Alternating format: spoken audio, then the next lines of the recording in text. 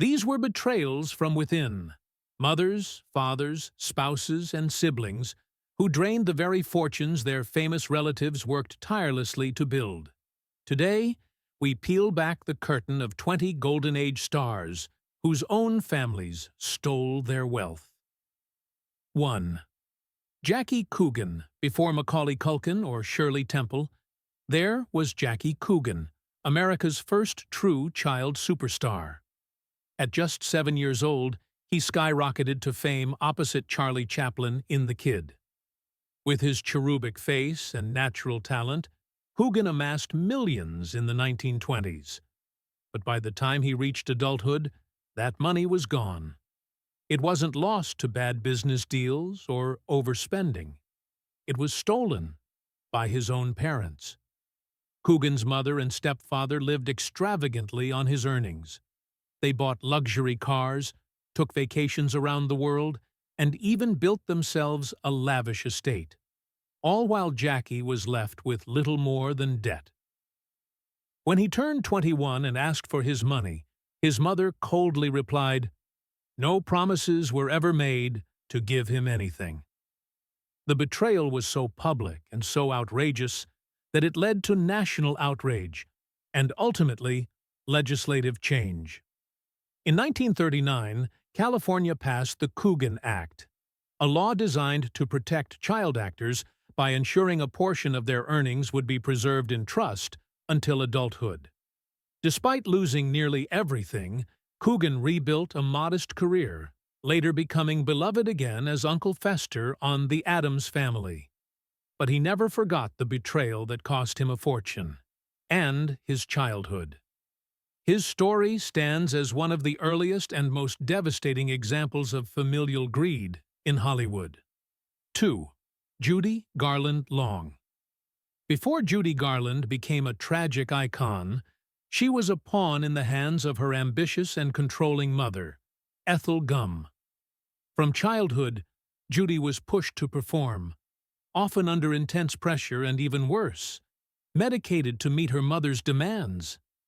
Ethel wasn't just a stage mom, she was an opportunist who saw Judy not as a daughter, but as an investment. When Garland hit it big in The Wizard of Oz, money started pouring in. But instead of letting Judy manage her earnings, Ethel took over the finances, buying homes, spending lavishly, and manipulating studio connections for her own gain. Even when Judy was a teenager, her mother controlled everything: her career choices, her health decisions, and her checkbook. The result? By the time Garland reached adulthood, she was already struggling financially, despite being one of the most recognizable faces in the world. The betrayal stung especially deep because Ethel never apologized. Friends said Judy called her the real Wicked Witch of the West. The emotional toll of this betrayal compounded over time, contributing to Garland's lifelong battles with addiction and financial instability. Her tragic story highlights the disturbing power some family members wielded over Hollywood stars, and the emotional scars left behind. Mickey Rooney. Mickey Rooney wasn't just a child star, he was a phenomenon. At one point, he was the top box office draw in America, beloved for his roles in the Andy Hardy films. But behind the scenes, he was being manipulated and financially exploited by his own stepfather, Joe Yule. Joe, a vaudeville performer himself, saw Mickey's early success as his own second chance. He took over Mickey's career and finances, convincing studios to pay through him. At first, it seemed like fatherly guidance, but it was pure control masked as care. Yule routinely skimmed off the top of Mickey's earnings. By the time Rooney realized what was happening, a substantial portion of his early fortune had vanished. Worse, he discovered his stepfather had used his money for gambling and personal debts. And since Mickey was a minor, there was little he could do at the time to fight back. The wounds lasted a lifetime. Though Mickey earned millions over his decades-long career, he filed for bankruptcy multiple times. And in a tragic twist, financial betrayal would revisit him again in his 90s, when other family members exploited his name and assets, leaving him penniless in his final years. Rooney's story is not just one of lost millions.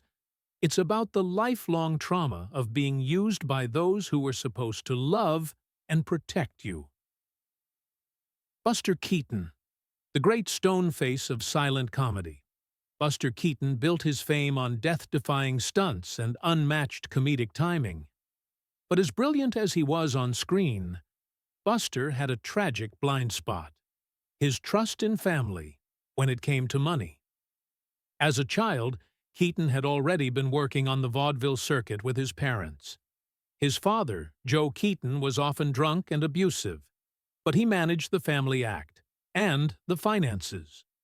When Buster moved into films, he allowed some of that same management structure to follow him. The trouble began when relatives and close family friends were brought in to help with his expanding empire. Slowly but surely, funds disappeared, either through poor investments, backdoor deals, or outright embezzlement.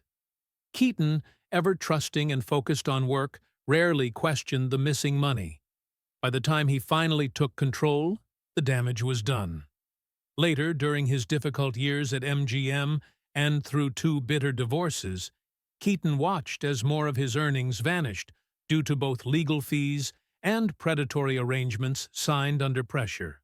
Despite a career resurgence later in life, he never recovered his full fortune. His tragic arc wasn't just about a changing film industry, it was about misplaced trust and the quiet betrayal of those closest to him. 5. Gene Tierney. Gene Tierney was the epitome of elegance and beauty in the 1940s. With her haunting performance in Laura and roles in Leave Her to Heaven, she became a top-billed star, earning both critical acclaim and box office power. But behind her screen image was a brutal betrayal, one that came from the man she loved and trusted most, her father. Howard Tierney managed Gene's career and handled her finances with what seemed like great care. As her success soared, so did the family's lifestyle.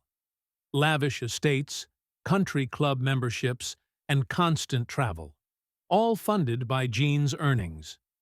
What Gene didn't know was that her father had secretly transferred the ownership of her personal trust into his own name. By the time she uncovered the truth, the money, nearly all of it, was gone. Worse, when Gene confronted him, Howard offered no remorse. In public, he maintained a facade of dignity. In private, he dismissed her complaints and refused to return the money. Gene was devastated, not just financially, but emotionally. The betrayal shattered her trust and played a significant role in the depression she later battled throughout her life. Though she eventually found some stability, the damage was permanent. Tierney's story reminds us that betrayal isn't always loud. Sometimes it's quiet, calculated, and wears the face of someone you once called Dad. 6. Gary Coleman. Though not a Golden Age star in the traditional sense, Gary Coleman's story echoes those same heartbreaking themes, making it too chilling to leave out. Best known for his role as Arnold on Different Strokes, Coleman was one of the highest-paid child stars of the 1980s. He earned millions, but ended up broke. Why? His parents. Coleman's adoptive parents managed his career and finances. Despite his soaring income, they paid him a small allowance and withheld control of his money, citing future planning. Gary believed they had his best interests at heart. But when he turned 18 and gained access to his accounts, he discovered the fortune had evaporated, siphoned away through extravagant spending and questionable investments. He sued them and won a $1.3 million judgment, but it barely made a dent in what he'd lost. In interviews, Coleman revealed that the financial betrayal cut deeper than any career setback. He said he felt like a commodity in his own home, like a walking ATM. The emotional damage never healed, despite attempts to restart his life and career. He struggled with loneliness, medical issues, and a deep sense of betrayal until his untimely death in 2010. His story may have taken place in a different era, but the lesson was the same. Family doesn't always mean protection. 7. Dorothy Dandridge. Dorothy Dandridge broke barriers in Hollywood, becoming the first African-American woman nominated for a Best Actress Oscar. But even as she blazed trails on screen, she was battling sabotage behind the scenes, sabotage orchestrated in part by her own sister and mother. Dorothy's mother, Ruby, had been a small-time actress and stage performer, and she pushed Dorothy into entertainment from an early age. But Ruby never let go of control, not emotionally, not professionally, and certainly not financially. As Dorothy rose in fame, Ruby and Dorothy's sister Vivian became deeply entwined in her finances. They helped manage her income, but siphoned off large sums for personal use. Reports indicate that they used Dorothy's money for real estate deals and private ventures without her consent. Worse, they often emotionally manipulated her into compliance, guilt-tripping her into believing she owed them everything. By the time Dandridge realized how much she'd lost, it was too late. Legal and financial troubles compounded, and she was eventually forced to sell her home, pawn her possessions, and accept degrading roles just to survive. She died tragically young at 42, penniless and alone. Her story is not just one of Hollywood's racial barriers, but of familial betrayal that turned personal success into heartbreaking collapse. 8. Errol Flynn. Errol Flynn was the ultimate swashbuckler, the dashing rogue of Captain Blood and the adventures of Robin Hood. But behind the charisma was a man constantly exploited, often by those he considered closest, including family. Flynn made millions during his peak years, but lived most of his life on the edge of financial ruin.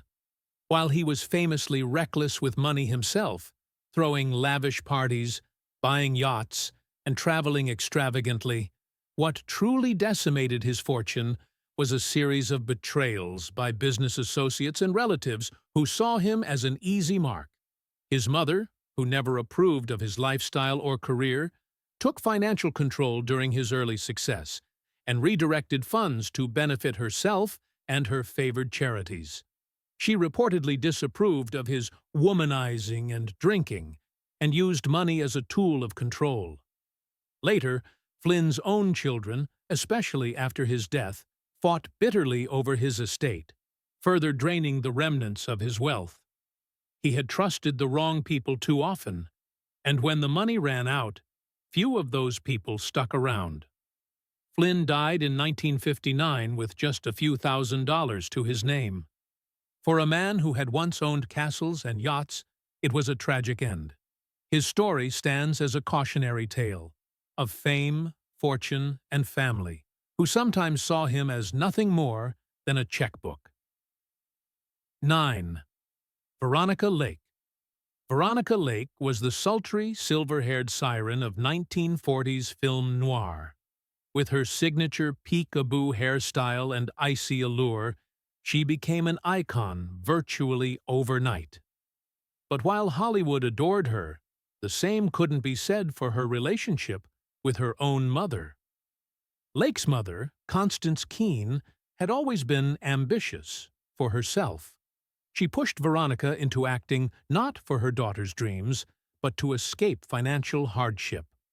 Once Lake started earning real money, her mother immediately involved herself in her contracts, insisting on controlling her finances for safety. What followed was a systematic draining of Veronica's earnings. Her mother not only mismanaged the money, but used it to fund her own lavish lifestyle, including multiple moves and shopping binges. When Veronica questioned the missing funds, Constance gaslit her into believing she was being ungrateful. Lake's personal life began to spiral. Divorces, alcohol dependency, and poor financial planning compounded by her mother's ongoing interference, left her destitute by the 1950s. She ended up working as a cocktail waitress in New York, under a false name, far from the spotlight. The final betrayal came when Veronica published her autobiography in 1969 and revealed just how thoroughly her mother had manipulated her finances. The book was both a cry for justice and an emotional catharsis. But it came too late to restore what was lost. She died in 1973, with little to her name. 10. Bobby Driscoll. Bobby Driscoll was the voice of Peter Pan, the bright-eyed boy in Song of the South, and Walt Disney's most promising young star. But behind the scenes, he lived a nightmare, one largely created by his own parents. At the height of his fame in the late 1940s and early 50s, Driscoll was earning more than most adult actors. His parents quickly assumed control of his earnings and tightly restricted his access to any of it. They made financial decisions with no input from him, often pocketing chunks of his salary for themselves while telling the press they were protecting his future. As Bobby got older and less marketable, his parents became more distant. When Disney dropped his contract at 16, his parents did something unthinkable. They kicked him out. No support, no money, no transition plan. He attempted to restart his career, but was turned away at every turn. Struggling with drug addiction and depression, Bobby fell into homelessness. In 1968, he was found dead in an abandoned tenement in New York. His body went unclaimed, and he was buried in a pauper's grave. Only years later was he identified through fingerprints, and the world discovered what had happened to the boy who once flew as Peter Pan. His story remains one of the most heartbreaking reminders of what can happen when family sees fame as a paycheck instead of a person. 11. Montgomery Clift. Montgomery Clift was one of the most gifted actors of the Golden Age, known for his vulnerable, emotionally raw performances in films like A Place in the Sun and From Here to Eternity. But while Clift struggled with his own demons, the real financial damage came from a surprising source: his older brother. Brooks Clift was not just Monty's sibling, he was also his manager, advisor, and de facto guardian. As Montgomery retreated from Hollywood's social circles and focused on his work, Brooks increasingly took control of the actor's business affairs. But instead of helping him build financial stability, Brooks drained his accounts. He signed contracts, redirected payments, and made investments on Montgomery's behalf, many of which were either ill-advised or outright scams. Monty, ever private and already dealing with the trauma of a near-fatal car crash and personal identity struggles, failed to notice how much was disappearing. By the 1960s, Clift's fortune had dwindled. Despite being paid top dollar for his performances, he often relied on friends to pay bills. Brooks, meanwhile, continued living comfortably, never publicly held accountable for the financial mismanagement. Montgomery died in 1966 at just 45 years old, his health and career worn down, and his bank accounts nearly empty. The man who had redefined American masculinity on screen had been quietly robbed by the one person he trusted most. 12. Susan Hayward. Susan Hayward's rise was one of grit and talent. With an Oscar win for I Want to Live and multiple hits under her belt, she seemed to have the kind of career any actress would envy. But beneath her glamour and grit was a painful secret. Her first husband, Jess Barker, stole from her under the guise of love. Hayward married Barker during her early years in Hollywood. As her fame grew, she allowed him to take on roles as her business partner and financial manager. Jess convinced her that as her husband, he could better protect her assets than any agent or attorney could. Behind her back, Barker used her earnings to fund his own failed career, pay off debts, and finance secret affairs. He even opened bank accounts she wasn't aware of, redirecting income from her films into his private holdings. When Hayward eventually filed for divorce, she discovered he had wiped out substantial portions of her wealth. The legal battle was messy and very public, adding emotional turmoil to her already devastated personal life. She won partial restitution in court, but the emotional wounds ran deep. She became fiercely private, wary of trusting anyone with her money ever again.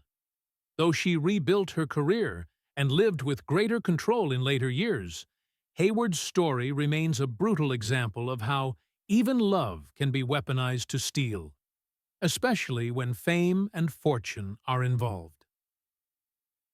13. John Gilbert.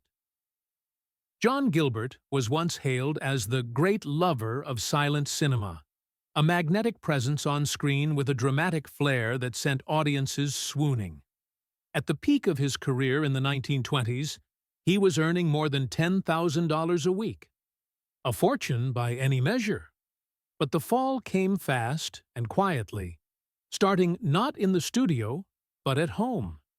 As Gilbert's personal life became more turbulent, he leaned heavily on his older sister, Ava, whom he trusted implicitly. He made her his financial caretaker, giving her access to his bank accounts and control over his estate, while he focused on navigating the harsh transition from silent films to talkies. What he didn't know was that Eva had been siphoning off money for years. She quietly moved funds into secret accounts, paid herself hefty management fees, and even used his fortune to make investments in her own name. By the time Gilbert's film roles began to dwindle and he needed financial support, his accounts were nearly empty. The betrayal left him devastated, not just because of the money, but because it shattered the only strong familial relationship he had maintained. He died of a heart attack in 1936 at the age of 38, financially broken and emotionally crushed by both Hollywood and his own blood. His story is rarely discussed in Hollywood retrospectives, but it serves as a haunting reminder of what happens when blind trust meets quiet greed. 14. Joan Crawford. Joan Crawford was known for her relentless work ethic, glamorous persona, and icy stare. She climbed from poverty to the top of Hollywood's elite, and she made sure her legacy would live on, not just through film, but through tightly controlled finances. Yet betrayal came not in life, but in death. Crawford adopted several children, including Christina and Christopher, whom she provided for throughout their childhood. But as they grew older, tensions grew. Christina, in particular, resented her mother's controlling nature, and later alleged abuse. What the public didn't know was that while Joan kept tight control over her estate, certain family members were already making moves to access her wealth. After Crawford's death in 1977, her will made headlines. She left almost nothing to Christina and Christopher, stating, "It is my intention to make no provision herein for my son, Christopher, or my daughter Christina, for reasons which are well known to them." While Christina would later write Mommy Dearest, a book that painted Joan as a monstrous figure, legal experts speculated that the fallout had more to do with attempted financial interference while Joan was still alive. Rumors swirled that Christina had tried to access or manipulate Joan's estate years earlier, prompting the harsh exclusion from the will.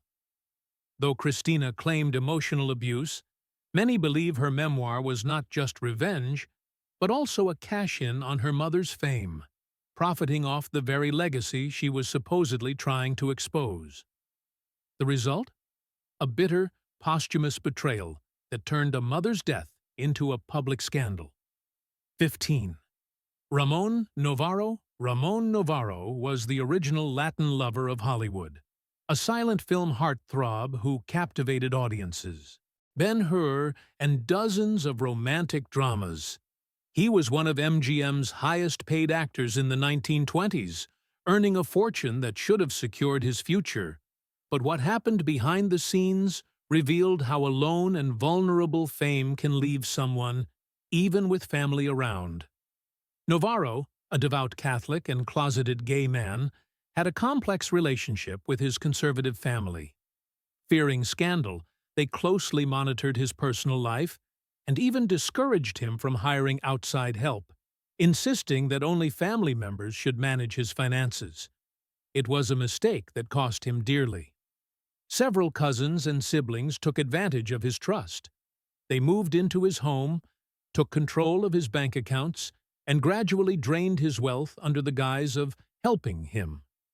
Novaro was too gentle in private to confront them, and as roles dried up in the 1930s and 40s, he found himself financially dependent on the very people stealing from him. He lived modestly in his later years, his fortune gone. Tragically, his vulnerability eventually led to his murder in 1968 during a robbery that made national headlines. Though not directly connected to his family, the sad state of his finances and isolation was in large part due to their long-term exploitation. Ramon Novaro's story is one of dignity, robbed not just by strangers, but by those meant to love and protect him. 16. Lana Turner. Lana Turner was Hollywood royalty, a beauty whose discovery at a soda fountain became the stuff of legend. She rose through the ranks to become one of MGM's biggest stars, beloved for both her talent and her turbulent personal life. But few knew that one of her most consistent burdens was her own mother. Mildred Turner had lofty dreams for Lana and played a hands-on role in managing her daughter's finances from the beginning. As Lana's career soared, Mildred's control intensified. She lived in Lana's home, drove her cars, and had joint access to many of her accounts. At first, Lana tolerated the interference, believing her mother had her best interests at heart. But over the years, large sums began disappearing. Mildred made investments without consulting Lana, paid off distant relatives, and allegedly forged signatures on checks. When Lana confronted her, the response was pure guilt-tripping. Mildred claimed everything she did was for the family. But Lana, fed up and in debt from multiple failed marriages and legal battles, eventually hired financial experts who uncovered the extent of her mother's mismanagement. Their relationship soured deeply in later years, with Lana distancing herself emotionally and financially. Though she recovered some control over her estate, she never regained what was lost during those crucial years. Behind every red carpet photo was a daughter haunted by a mother who didn't just guide her career, but used it for personal gain. 17th, Sal Mineo burst onto the scene with unforgettable roles in Rebel Without a Cause and Exodus, earning 2 Academy Award nominations before turning 22. But behind his meteoric rise was a slow bleed, a financial drain coming from inside his own home. Raised in a tight-knit Italian family, Mineo's early career was managed by his parents, particularly his domineering mother. She controlled his schedule, personal relationships, and, most importantly, his finances. Even as his fame grew, Sal remained obedient, trusting his family to protect his interests. But instead of securing his future, his parents treated his earnings as family income. They bought a new home, supported extended relatives, and made large purchases, all funded by Sal. By the time he began to assert his independence in the mid-1960s, he discovered that most of the money he'd earned as a teen idol had vanished. Attempts to rebuild his career were stymied by the financial pressures left behind. He began taking risky roles and even stage gigs just to pay off debts. His fame dimmed, and his personal life became increasingly chaotic. In 1976, he was murdered outside his Los Angeles apartment during what police called a robbery gone wrong. While the killer wasn't connected to the family, the tragedy of his financial collapse and the fact that his wealth had long since been squandered by those closest to him haunted those who knew him. 18. Louise Brooks. Louise Brooks was one of the most iconic faces of silent cinema. With her sharply bobbed hair and cool sensuality, she became a symbol of the flapper era and starred in Pandora's Box, a film that would later be hailed as a masterpiece. But as her fame waned, Brooks made a grave mistake, trusting her brother to manage what remained of her modest fortune. After walking away from Hollywood in the 1930s, Brooks lived a quieter life in Kansas and later New York. Her brother volunteered to help with her taxes, rent, and residual income. Grateful for the help, Louise gave him full control of her accounts. But instead of safeguarding her nest egg, he drained it. Brooks eventually discovered that the money she'd relied on to get by was gone, used by her brother for failed businesses and personal expenses. Even worse, he lied about it for years, pretending the funds had been misplaced. She spent decades living in near poverty, occasionally working in department stores and relying on help from devoted fans and film historians. By the time the world rediscovered her brilliance in the 1970s, the financial damage had long been done. Louise Brooks never reclaimed her fortune, but in her final years, she wrote essays and memoirs that revealed both her wit and the heartbreaking betrayal she suffered, not from the film industry, but from her own flesh and blood. 19th. Wallace Reed. Wallace. Reed was one of the most bankable stars of the silent era, known for his clean-cut good looks and action-packed roles. Dubbed the screen's most perfect lover, Reed brought in millions for studios. But behind his golden smile was a man struggling to stay afloat, not just from addiction, but from financial exploitation by his own family. Reed's dependence on morphine, originally prescribed after a train accident, was tragically worsened by the pressure to keep working and supporting multiple family members.